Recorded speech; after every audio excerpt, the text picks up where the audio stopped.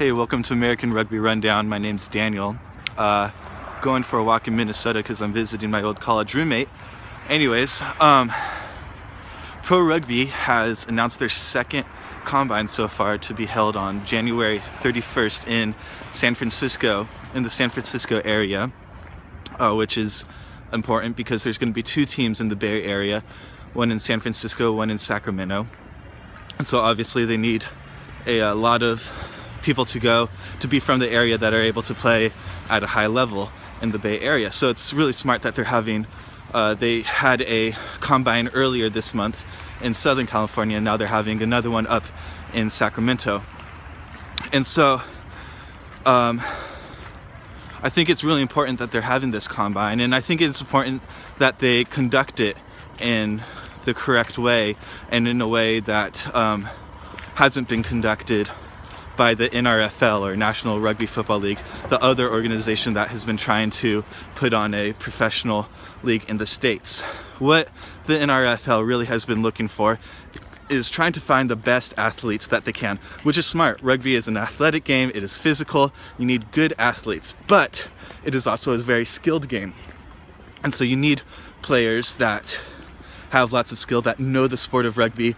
It's a sport that requires a lot of knowledge, and really smart, informed players that know how to play the game correctly and properly with the skill set needed. So I think that if Pro Rugby is going to be successful with this combine, is they need to bring out some coaches that really know the sport, that's really knowledgeable, and look for players that are, one, obviously very athletic, that can run, that can lift, that are strong, because it's a professional sport, but two, players that know the sport well, that have the skills, that can make the passes, can make the kicks, that know how to ruck properly, that know how to scrum. Really, these types of players are what's needed to make, I think, a successful league. Players that are obviously athletically fit and are very knowledgeable and skillful in the sport. And I think that Pro Rugby understands this and recognizes this because they have the example of the NRFL that have been really just looking for the best athletes. They reach out to ex-NFL players or NFL players that didn't make a squad for football, that really have no rugby experience at all. That is really who their target audience has been. But I think Pro Rugby is doing it right when they are looking for players who are obviously athletic and know the sport. And I think that they're doing that right, and that's why I'm excited for Pro Rugby, because they are going to get the type of players that are needed for a successful professional league. So that's happening January 31st in the San Francisco area. If you are a player that thinks that you have what it takes to play professionally, there is a link that I'll put in the description to sign up for the combine. It's an open combine, anybody can go. So if you think you have what it takes to make it onto a professional rugby team in the California area, then click on the link, sign up, and go to it. January 31st in San Francisco. Also, 7's team is getting ready for the next tournament in Wellington. The squad has been named, and it's pretty much everybody from the Olympic Training Center, except for two exceptions, Shalom and Peter, I forget his last name. Anyways, those are the two people who aren't from the OTC.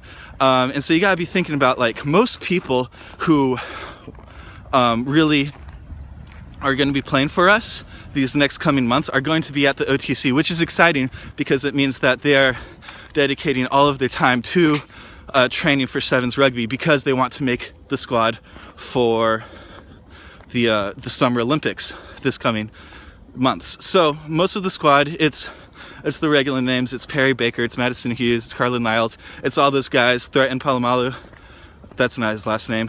Threaten though. Anyway, so it's all those guys. They're going to be in Wellington. Wellington, it's January 30th through the 31st. We play Samoa first, then England, then France. That's our pool. We are Pool C. And then we'll see what happens. I think we're going to do really well. Obviously,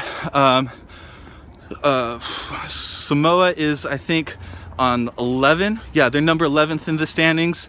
And then England and France is 5 and 6 in that order. and we are tied for that 3rd place with Argentina. So that's a pretty solid pool, but I'm confident in our 7's teams that they'll do well. I believe they'll do very well against Samoa, and then they've got England and then France, and I think that they can do very well against both of those teams. They've beaten them before. I think they'll beat them again. So that's all for this week for American Rugby Rundown. What do you think? How do you think the Eagles are going to do, 7's, in Wellington? What do you think about pro rugby? Are they going about the right tactics, getting the right, having the right amount of combines in the right areas? Because they do have a team in Sacramento and San Francisco. We still don't know head coaches yet or stadiums, but that's all coming out soon as they get new players. They believe that they'll have full rosters by the end of this month. So I'll see you next week. Comment, subscribe, hit me up on Twitter. Let's keep talking about it.